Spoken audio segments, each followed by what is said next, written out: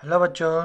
तो बच्चों आज अपन मैट्रिक्स का लेक्चर नंबर 4 डिस्कस करेंगे प्यारे बच्चों। तो बच्चों लेक्चर नंबर 3 में अपना जो लास्ट टॉपिक था वो था ऊपरी त्रिभुजाकार और निम्न त्रिभुजाकार अवयव। ठीक है बच्चों।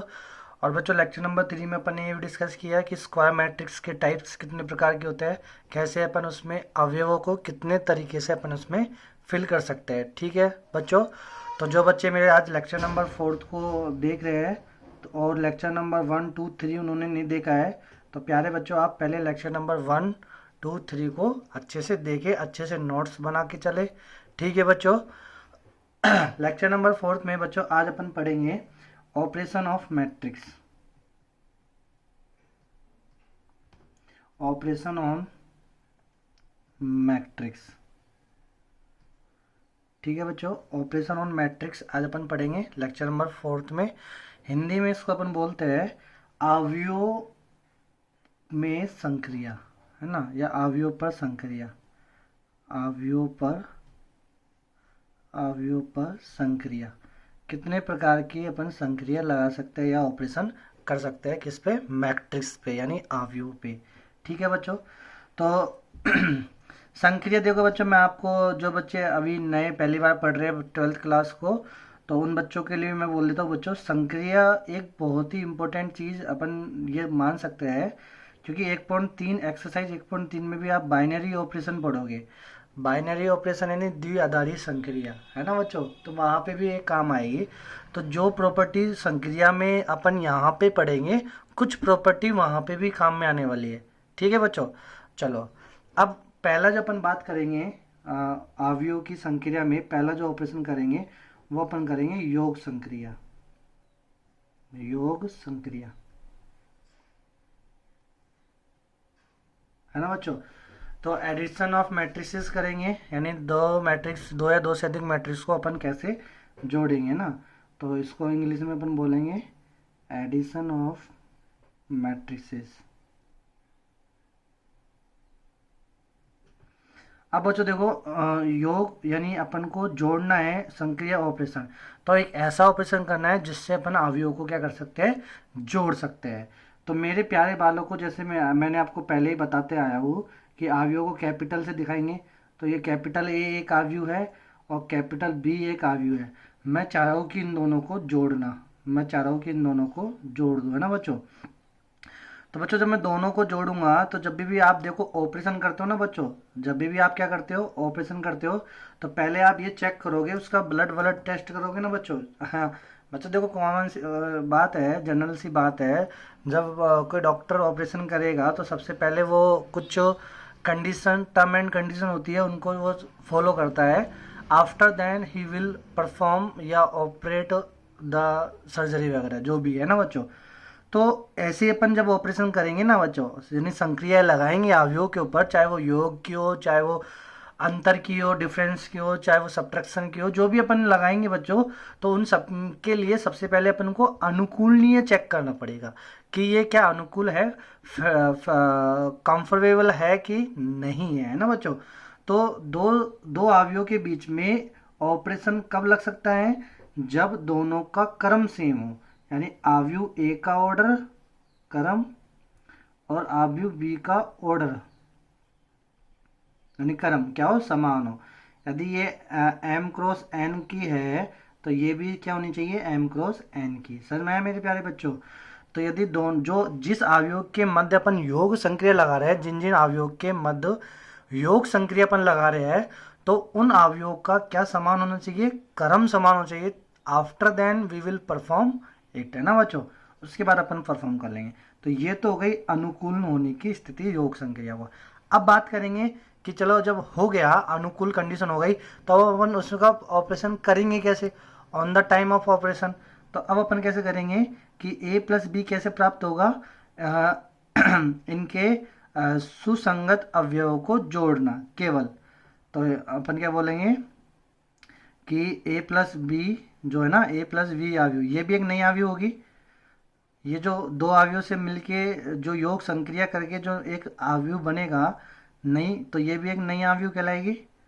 और इस नई अवयव के जो अवयव होंगे, ये भी एक नए अवयव होंगे, जिसके अवयव जिसके अवयव जिसके अवयव आव्यू ए तथा बी के सुसंगत अवयव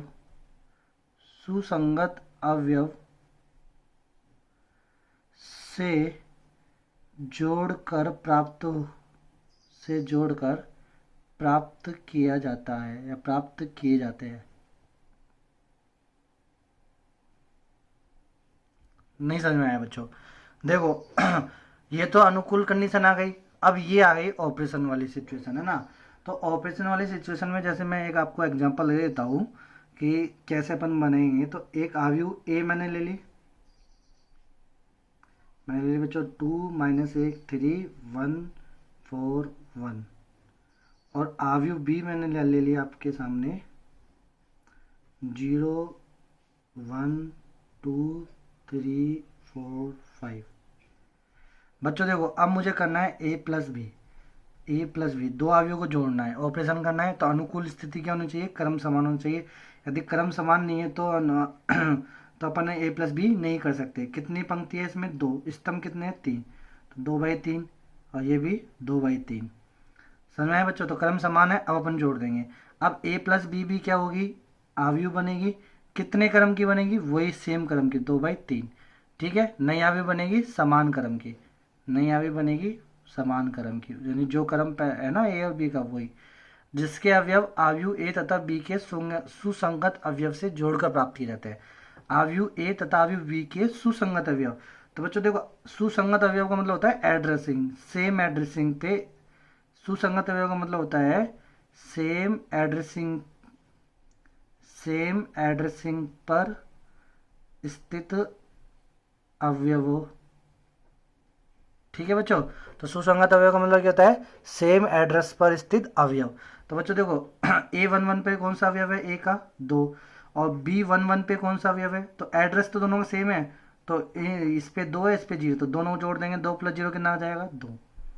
are you getting my point प्यारे बच्चों? -1 + 1 करेंगे कितना जाएगा? 0। बच्चों ये वाला 3, तो 3 जिस एड्रेस पे है उसी एड्रेस पे देखो बी में कौन है? 2, तो दोनों को जोड़ेंगे तो 3 और 2 कितना हो जाएगा? 5। 1 3 कितना हो गया? 4। 4 4 कितना हो गया? 8। 1 5 कितना हो गया? 6। Are you getting my point बच्चों? तो ये इसका आंसर हो गया। ठीक है बच्चों। तो सबको योग संक्रिया समझ में आई? योग संक्रिया क्या होती है? तो योग संक्रिया की अनुकूल स्थिति होनी चाहिए, उनका ऑर्डर समान होना चाहिए। और कैसे अपन ऑपरेशन करेंगे? तो जब दो संक्रिया की अनुकूल स्थिति हो जाएगी उसके बाद जब अपन उसको जोड़ेंगे तो उससे जो नई आव्यूह बनेगी उसका क्रम भी वही होता है। और उसको अपन कैसे बनाएंगे? तो उसके जो अवयव प्राप्त होंगे वो अवयव प्राप्त होंगे दोनों अवयवों के सुसंगत अवयवों को जोड़कर। सुसंगत अवयव क्या होते हैं? सेम एड्रेस पर स्थित अवयव। ठीक है मेरे प्यारे बच्चों। अब बात करते हैं अपन इसकी कोडिंग वाली बात, है ना। तो ये तो समझ में आ गया। अब कोडिंग अपन कैसे करेंगे? तो देखो कोडिंग में यदि मुझे लिखना है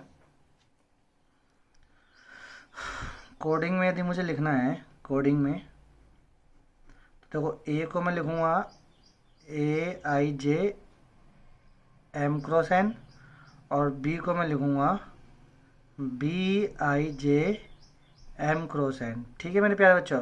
अब मुझे A + B निकालना है। तो A + B क्या हो जाएगा? AIJ + BIJ और ये कितने ऑर्डर के? M×N ऑर्डर के, सेम ऑर्डर। तो ये हो गई मेरे प्यारे बच्चों इसकी कोडिंग। उसका अपन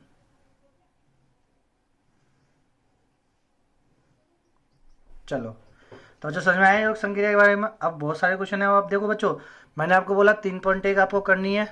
और जिन बच्चों से 3.1 नहीं है अब तक किसी बच्चे का कमेंट में भी कुछ आया नहीं बच्चों, 2-3 बच्चों के अलावा। तो इसका मतलब मैं यही समझ सकता हूँ कि 2-3 बच्चे ही पढ़ रहे हैं। यदि 2-3 बच्चों का रेस्पॉन्स आया तो 2-3 बच्चे ही पढ़ रहे हैं। ठीक है बच्चों। तो इसलिए आप देखो पढ़ाई में लापरवाही ना करो बच्चों। किसी भी चीज़ में लापरवाही कर सकते हो लेकिन पढ़ाई में नहीं, बस। अब मेरे बच्चों देखो अब अपन इसकी कुछ प्रॉपर्टी पढ़ते हैं। तो प्रॉपर्टी ऑफ योग संक्रिया।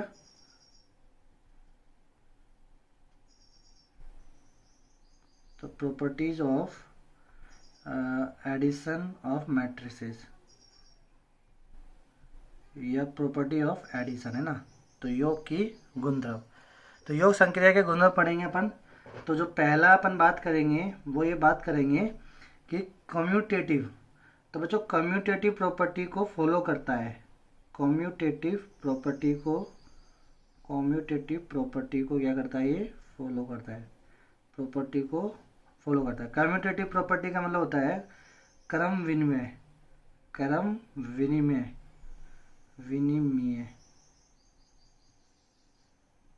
क्रम विनिमय नियम का क्या करता है, ये पालन करता है। क्रम विनिमय मतलब चाहे मैं ए से बी को जोड़ूं या बी को ए से जोड़ूं, आंसर में कोई फर्क नहीं पड़ेगा, यानी क्रम विनिमय, क्रम का कोई इफेक्ट नहीं पड़े। तो समझ में आया बच्चा, है ना। तो नाम से स्पष्ट क्रम विनिमय मतलब यदि मैं ए में बी को जोड़ता हूँ या बी में ए को जोड़ता हूँ तो क्रम पे कोई प्रभाव नहीं पड़ेगा, इसे बोलते हैं क्रम विनिमय नियम। तो बच्चों सिंपल सा है, ए प्लस बी करो चाहे बी प्लस ए करो, आव्यूह सेम ही प्राप्त होगा, चाहे बी में ए को जोड़ो चाहे ए में बी को जोड़ो।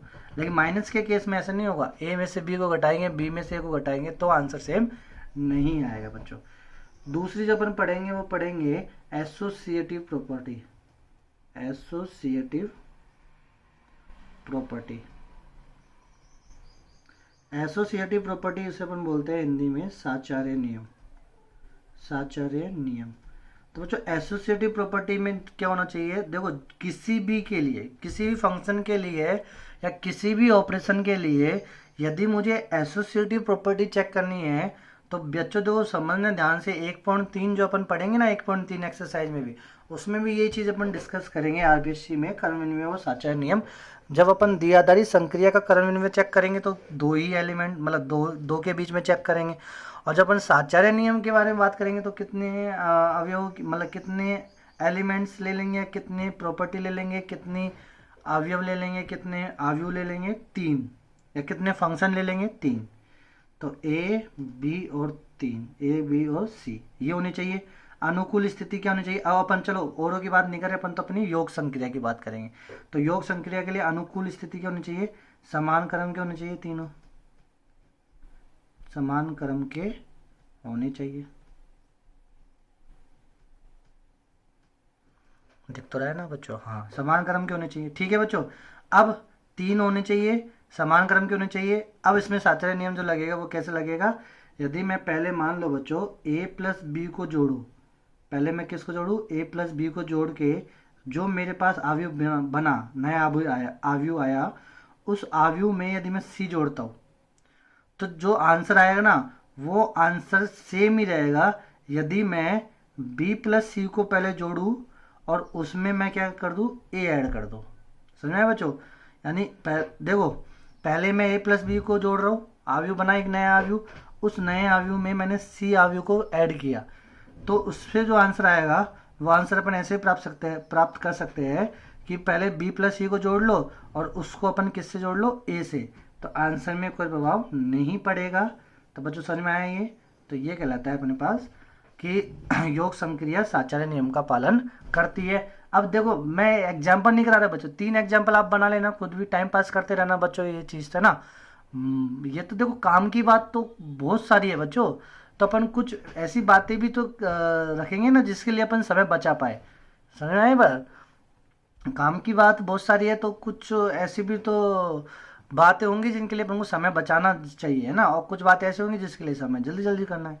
तो अब ये a प्लस बी प्लस सी और ये चेक तो आप कर ही सकते हो ना बच्चों, कोई से भी एक मान के।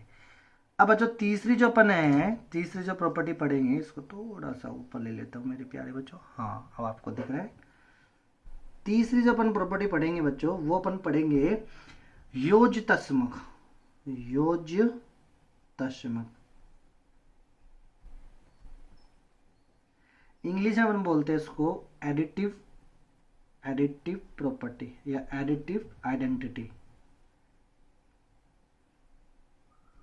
देखो बच्चों एडिटिव, योज का मतलब तो संक्रिया, योज की है ना, या योग की, और तस्मक का मतलब आइडेंटिटी। अब समझना बच्चों, मैं आपसे कह रहा हूं कि एक अवयव का तस्मक अवयव क्या होगा, कोई भी एक अवयव है, कोई भी, अब यहाँ पे अवयव क्या है, यहाँ आव्यूह की बात करेंगे।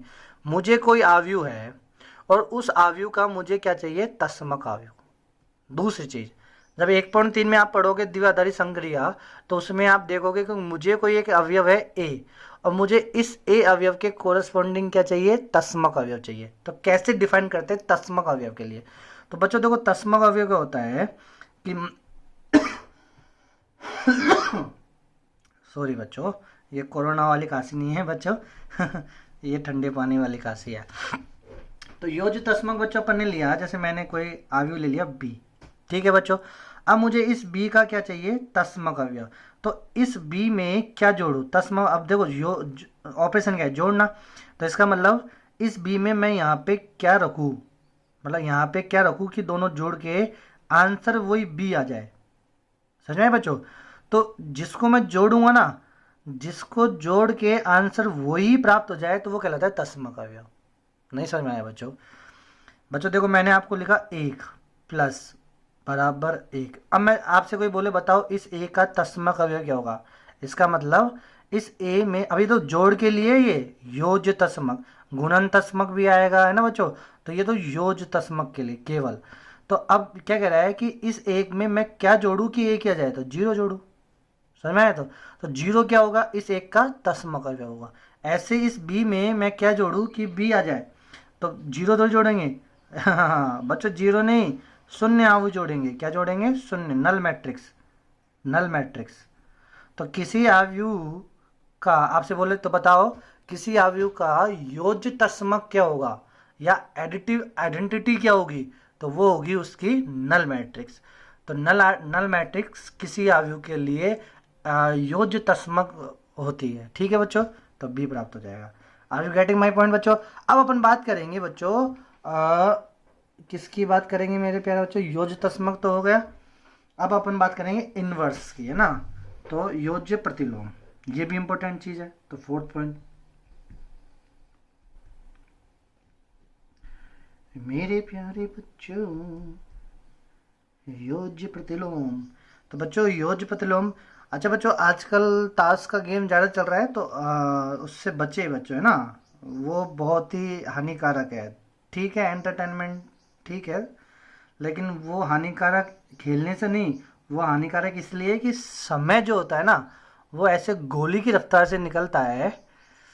तो अपनों को अब इस समय टाइम पास थोड़ी करना है बच्चों, तो बुजुर्गों के लिए बनाए गए हैं वो। तो चलो कोई नहीं, आपकी इच्छा जो करना बच्चों, लेकिन पढ़ाई भी करना। योज्य प्रतिलोम, तो योज्य प्रतिलोम को हम बोलेंगे एडिटिव, एडिटिव इनवर्स, इनवर्सिटी। ठीक है बच्चों, तो अपन बात करेंगे इनवर्स की। अब इनवर्स क्या करेंगे अपन, किसी आयु का इनवर्स कैसे निकालेंगे बच्चों? तो किसी आयु का इनवर्सिटी या इनवर्स कैसे निकालेंगे? तो देखो बच्चों मुझे इस बी का ही क्या चाहिए, तो पहले अपन ने बी का क्या निकाला था, योज्य तस्मक। अब मैं इस बी का क्या निकालूंगा, योज्य प्रतिलोम। तो योज्य मतलब जोड़ और प्रतिलोम। अब मैं यहाँ पे क्या जोड़ू, मैं यहाँ पे क्या जोड़ू कि आंसर जो आए वो आ जाए मेरे पास तस्मक, इस बी का तस्मक। तो बी का तस्मक क्या आया था, ओ। नहीं समझ में आया बच्चों? यानी मैं क्या करूँ, योज्य तस्मक समझना, इनवर्स क्या होता है, मुझे इस ए का इनवर्स चाहिए, मुझे इस ए का क्या चाहिए, इनवर्स। तो इस ए का इनवर्स चाहने के लिए मैं इस ए का ऑपरेशन किसके साथ करूँ कि आंसर मेरे पास ए का तस्मक आ जाए, 1 का तस्मक। तो 1 का तस्मक क्या होता है, 0 आया था, तब मैं 1 में क्या जोड़ूँ कि 0 आ जाए, -1। समझ में आया बच्चों? तो ऐसे मैं बी में किसके साथ ऑपरेशन करूँ, किस या किसको जोड़ूँ कि आंसर मेरे पास नल मैट्रिक्स आ जाए। नल मैट्रिक्स, इस समय नल मैट्रिक्स क्या है, बी की तस्मक, है ना। तो क्या होगा, -b। समझ में आया बच्चों? तो इनवर्स, तो ये समझ में आएगा बच्चों। तो ये हो गए अपने पास क्या, योज्य संक्रिया, पहली योज्य संक्रिया। ठीक है बच्चों, तो इसको अच्छे से पोज करके उतारे, अच्छे से समझना बच्चों। 4 प्रॉपर्टी बढ़ा दी। हाँ, और जो बच्चे 12th अब इस समय 12th का एग्जाम देंगे मैथ का, तो उन बच्चों के लिए देखो बच्चों इसके कोरस्पॉन्डिंग जो मैंने ये 2 चीज़ बताई ना, इसको अच्छे से आप नोट डाउन करें और 1.3 पे लेके द्विआधारी संक्रिया का योज्य प्रतिलोम और तस्मक प्रतिलोम निकालो। ठीक है बच्चों, एक क्वेश्चन 100% आएगा, चाहे वो 2 नंबर का आ सकता है, चाहे वो 1 नंबर का आ सकता है। चलो बच्चों, अब अपन आगे की कार्यक्रम स्टार्ट करते हैं और अपन बात करेंगे अब हाँ, दूसरी ऑपरेशन। तो दूसरा ऑपरेशन अपने पास आएगा सबट्रैक्शन या व्यवकलन। तो अवयवों का व्यवकलन,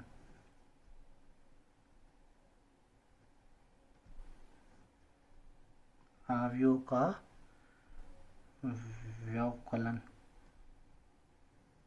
जैसे अपन बोलेंगे सबट्रैक्शन। तो सबट्रैक्ट करना है अपन को, घटाना है दो अवयवों। तो बच्चों देखो, वही अनुकूल स्थिति लेंगे, कब अपन घटाएंगे, ऑपरेशन करेंगे। तो मेरे पास एक अवयव ए, एक अवयव बी, जब मुझे इनको घटाना है तो अनुकूल स्थिति क्या होनी चाहिए, दोनों समान क्रम की होनी चाहिए। घटाने के बाद a माइनस बी, अब देखो a में से b को घटाना है, b में से a को घटाना, अब इसमें अंतर आ जाएगा मेरे प्यारे बच्चों। तो इसमें डॉक्टर को थोड़ा सावधान रहना है कि मुझे किस में से किसको घटाना है। जोड़ में तो कोई दिक्कत ही नहीं थी, चाहे a को पहले पटक के b को चीरा फाड़ी करो या b को पकड़ के a को चीरा फाड़ी करो, कोई दिक्कत नहीं थी। लेकिन इसमें दिक्कत है, a को पकड़ के चीरा फाड़ी करोगे तो आंसर अलग आएगा, b को पकड़ के करोगे तो आंसर अलग आएगा, है ना बच्चों, रिजल्ट अलग आएगा। तो इसलिए ध्यान से करना। तो a माइनस बी पूछा है तो पहले a में से a के जो a के अवयव जो है ना, और जिस एड्रेस पे है, और b में अवयव सेम एड्रेस पे, उनको घटा के फिर प्राप्त करना है। हाँ, लेकिन इसका ऑर्डर भी क्या है, ऑर्डर क्या आएगा, सेम ही आएगा। तो अनुकूल स्थिति समय है। अब बात करेंगे अपन किसकी, ऑपरेशन। ऑपरेशन कैसे करेंगे कि सुसंगत अवयवों को घटाकर। तो सुसंगत अवयवों को घटाकर, है ना। ठीक है बच्चों, तो सुसंगत अवयवों को अपन घटाकर क्या कर लेंगे, a माइनस बी को प्राप्त कर लेंगे। सुसंगत अवयव क्या होता है, सेम एड्रेस पर स्थित अवयव, है ना। तो समान क्रम के लिए ही लगता है बच्चों ये।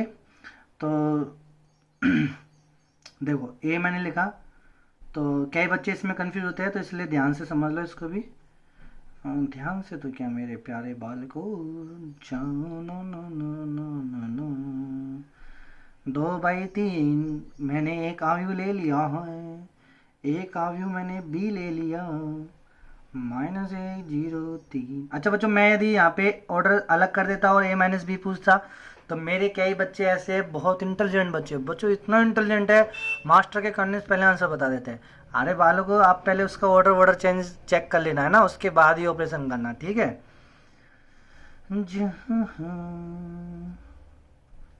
चलो मेरे बच्चों आओ। तो बच्चों अब अपन करेंगे a माइनस बी। ऑर्डर क्या रहेगा बालकों, 2 3, ऑर्डर तो सेम रहेगा। अब मुझे इस एड्रेस पे क्या लिखना है, इस एड्रेस पे लिखना है कि इस एड्रेस पे a पे जो अवयव है और इसी एड्रेस में b का जो अवयव है, तो a के एड्रेस पे जो है उससे b के एड्रेस पे जो है उसको घटाएंगे। तो 2 में से -1 घटाएंगे, a माइनस बी करें ना, तो 2 में से -1 घटाएंगे तो कितना हो जाएगा, 3 हो जाएगा। प्लस क्या है ना बच्चों, अरे 2 में से -1 घटाएंगे तो 3 हो जाएगा ना, -1 में से 0 घटाएंगे तो -1, 3 में से 3 घटाएंगे तो 0, 0 में से 3 घटाएंगे तो -3, 3 में से 2 घटाएंगे तो 1, -4 में से 1 घटाएंगे तो मेरे लालो कितना मिलेगा, -5 मिलेगा। ठीक है बच्चों, अब a माइनस बी कर लिया, अब मुझे करना है b माइनस ए। अब एक बार b माइनस ए कर लो। अब बच्चों मुझे क्या है, पहले b के अवयवों को प्रायोरिटी देनी है, उसके बाद a को। -1 में से अब घटाना है 2, तो -1 में से 2 घटाएंगे तो -3, 0 में से -1 घटाएंगे तो 1 बचेगा, 3 में से 3 घटाएंगे तो 0 बचेगा, 3 में से 0 घटाएंगे तो 3 आएगा, 2 में से 3 घटाएंगे तो -1 आएगा, 1 में से -4 घटाएंगे तो 5 आएगा। तो मेरे लालो आपको ये दिख रहा है, a माइनस बी के अवयवों का अरेंजमेंट कुछ अलग है, b माइनस ए में आने वाले अवयव का अरेंजमेंट कुछ है। इसके एड्रेस पे 3 आ रहा है तो इसके एड्रेस पे -3 आ रहा है, तो अपन इसको समान नहीं कह सकते। दो अवयव, एक अवयव ये रहा और एक अवयव ये रहा, आपस में समान कब कहलाएंगे, जब इनके क्रम भी समान हो और इनके सुसंगत अवयव भी क्या हो, समान हो। लेकिन इसके सुसंगत अवयव समान नहीं है, तो अपन बोलेंगे a minus B not equal to B minus A. इसका मतलब व्यवकलन जो होता है, व्यवकलन वो किसको फॉलो नहीं करता है, वो कम्युलेटिव प्रॉपर्टी यानी क्रम विनिमय नियम का पालन नहीं करता है।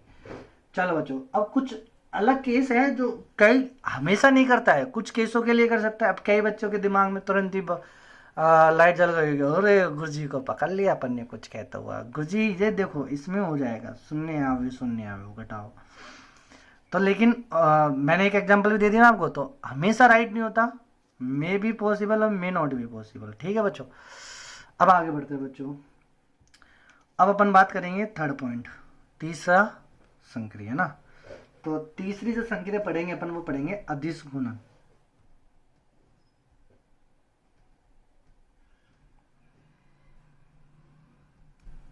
अदिश गुणन, ठीक है। अदिश गुणन को अपन बोलते हैं multiplication of matrix, multiplication of matrixes with scalar. यानी एक आव्यूह को अपन ने एक अदिश से क्या कर दिया, गुणा कर दिया ना बच्चों। तो आव्यूह ए है और इसको मैंने किससे गुणा कर दिया है, के से। ठीक है, तो ये हो जाएगा अपने पास अदिश गुणन। इसमें ध्यान क्या रखना है बच्चों कि पहली चीज तो ये जो के होना चाहिए वो अशून्य होना चाहिए। कैसे होना चाहिए, अशून्य, है ना। अब क्या करेंगे अपन कि इसको, अब ये अदिश गुणन अपन ने कराया तो ये होता कैसे है, कैसे गुणन होगा। तो देखो मेरे प्यारे बच्चों, अब ये गुणन की चीज आ गई तो मैं यहाँ पे सारणिक और आव्यूह का दोनों का ही सिस्टम बता देता हूँ। देखो बच्चों, एक आव्यूह लिया मैंने और एक मैंने सारणिक लिया। ठीक है मेरे प्यारे बच्चों, आव्यूह और आव्यूह के संगत सारणी निकालना है। तो आव्यूह ए कैसा होना चाहिए, वर्ग आव्यूह। ये चीज समझ में आई ना आपको, ए वर्ग आव्यूह। तो इसके कोरस्पॉन्डिंग जो सारणिक होगा उसको इससे दिखाएंगे। ठीक है बच्चों, अब मैंने इस आव्यूह में गुणा करा के ए से। तो जब मैं किसी आव्यूह में किसी नंबर, अदिश नंबर से गुणा करता हूं तो क्या होना चाहिए, अब तो ये जो के है ना, के, ये के आव्यूह में स्थित, आव्यूह में स्थित प्रत्येक अवयव, प्रत्येक अवयव से गुणा होगा। इसकी ये कंडीशन है।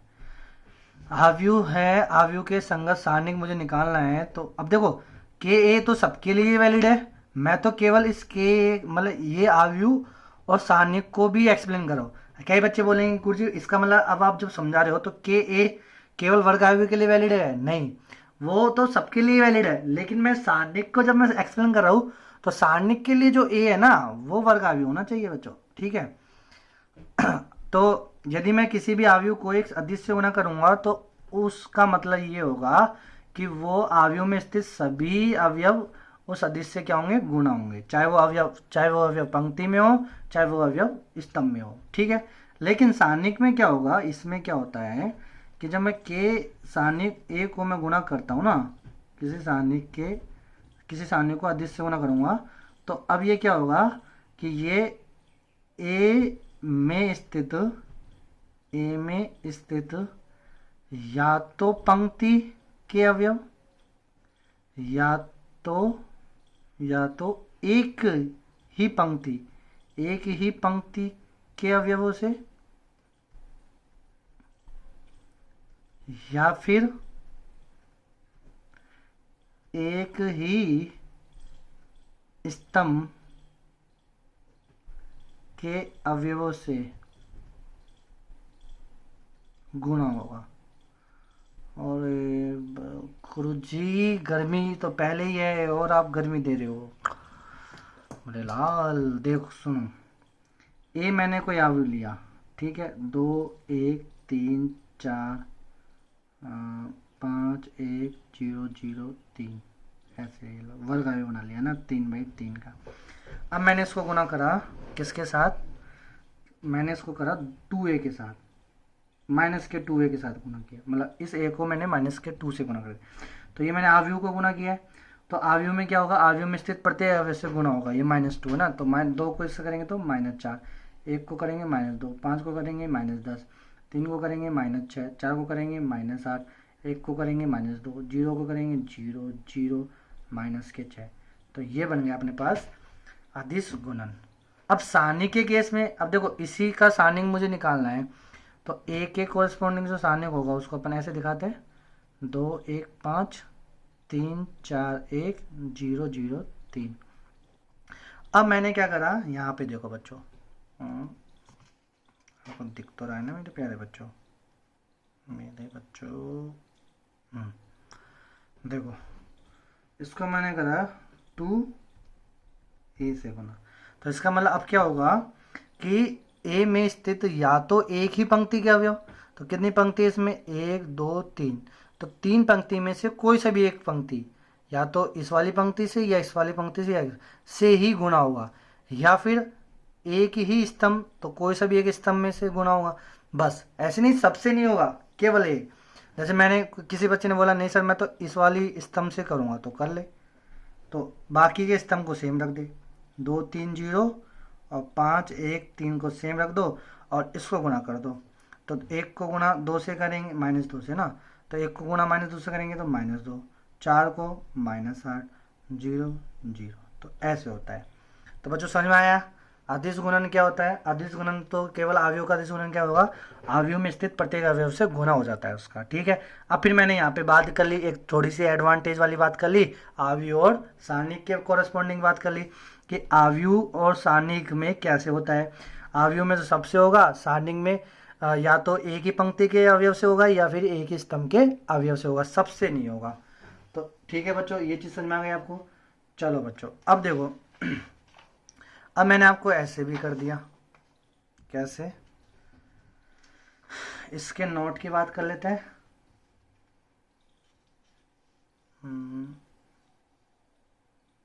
ये दिखेगा ना, चलो कोई नहीं, ये कुछ, ये बच्चों आपको एक पेपर लगा ही लेते हैं इसको यहाँ पे, ये लास्ट पेपर है ना बच्चों, आज किला ये लास्ट पेपर था तो इसलिए। चलो अब देखो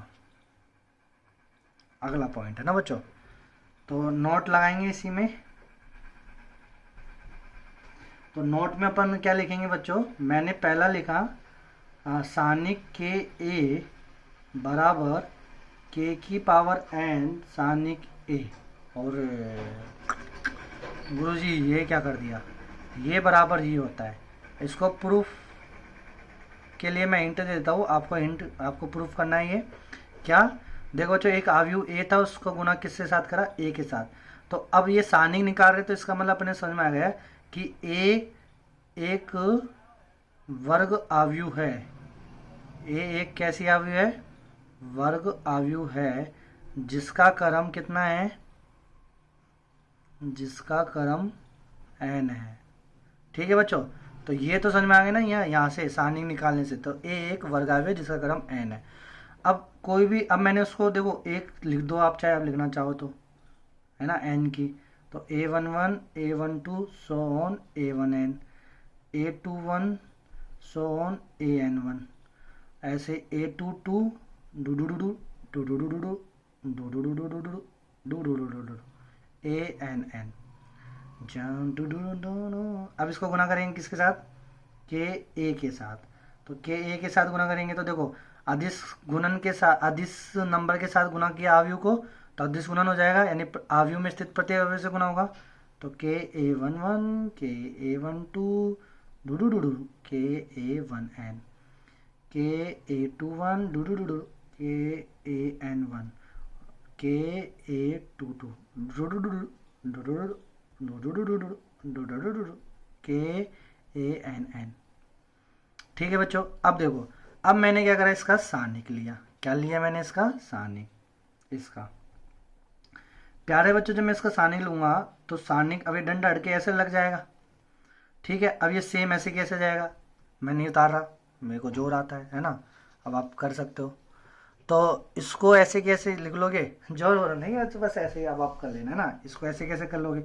अब देखो सारणिक में बच्चों जैसे अपन ने बोला कि अवयव में यदि एक अदिश से गुना करना है तो सारे अवयव से होंगे, या दूसरा उल्टा अपन क्या बोल सकते हैं उसको कि आव्यूह में यदि कोई कॉमन आ रहा है आव्यूह में से, तो वो कॉमन तभी लेंगे जब वो सारे अवयव में से आ रहा है। देखो बच्चों, गुणा की बात करेंगे, अदिश गुणन में अपन ये बात करी कि मैंने एक कांस्टेंट नंबर के साथ आव्यूह को गुना किया तो वो सभी अवयवों के साथ गुना हुआ। अब मैं दूसरी स्टाइल से बात कर रहा हूँ तो कि मुझे एक आव्यूह में से कुछ कॉमन लेना है, तो मैं कॉमन कब ले सकता हूँ, जब वो पूरी ही आव्यूह में यानी पूरे ही अवयव में क्या हो, कॉमन हो, तब जाके मैं निकाल सकता हूँ। अरे बच्चों समझ में आया ना बच्चों क्या कह रहा हूँ मैं, यानी जब मैं गुणा आव्यूह का किसी अदिश से गुणा तभी कर सकता हूँ जब वो सारे अवयवों से गुणा होंगे, है ना, मतलब कर सकता हूँ, क्या करूँगा, जब मैं करता हूँ तो वो सभी अवयवों से होने चाहिए। अब उल्टा भी क्या बोलेंगे अपन कि यदि मुझे किसी अवयव में से कॉमन लेना है तो वो जब भी ले सकता हूँ जब वो सारे ही अवयवों में से आ रहा हो।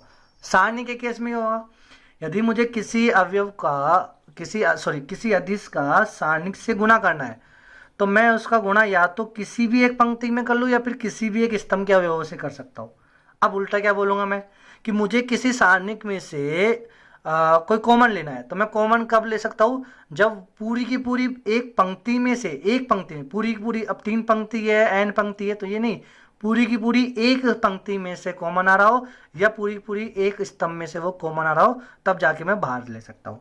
तो अब इसमें देखो बच्चों के एक पूरी पंक्ति में आ रहा है तो मैं बाहर ले लूँगा, तो कितनी बार आ रहा है के, मतलब एक पूरी पूरी पंक्ति में आ रहा है ना के, तो मैंने इसको बाहर ले लिया। ऐसे इसमें भी आ रहा है तो के मैंने बाहर ले लिया।